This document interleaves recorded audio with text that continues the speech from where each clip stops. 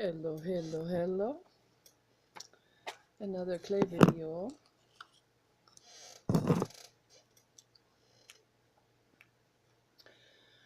I want to talk about the helper syndrome.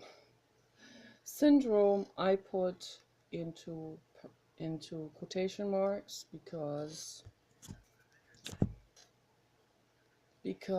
I don't use that terminology, because to me it's not a syndrome, it's not a pathology.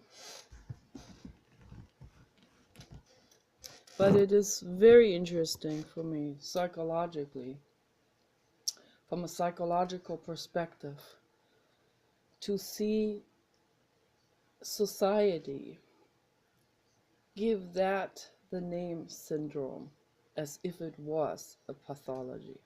That's very interesting, like the people that help a lot, they call them afflicted with a psychological disorder. The helper syndrome. Oh my goodness, beware of those people with the helper syndrome. People are more afraid of those than psychopaths. Wow. That's what I always find very peculiar and interesting. And I find that quite pathological, that society gives that the name syndrome. That's how I see it. I'm gonna make something with this today because this thing is starting to get very, very hard to knit. The water has already greatly evaporated out of it, so I'm just gonna make it into a figurine.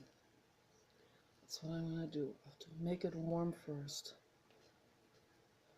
Oh gosh. Very interesting, isn't it? That society will look upon a good characteristic as if it is a pathology. Very interesting. I hear also, what I hear a lot is people saying, people complaining about those who stand on a higher moral ground. They think they are standing on a higher moral ground, don't they? That's what I hear these people complain. And I bet no one ever has said, I'm standing on a higher moral ground. No, no one has ever said that. No. They just do good acts. And when they see someone do bullshit, they call out on that bullshit. And then the person who does the bullshit says, oh, you probably think you're standing on a higher moral ground. And that's how it works, see? Maybe these people are just good people. Yeah, maybe so. Yeah, maybe so. Not just maybe. It is for sure. For sure they are. When someone says that factory farming and what they're doing there is awful and horrible, then that is the fact. Okay, so I'm gonna have to go check on the papadak.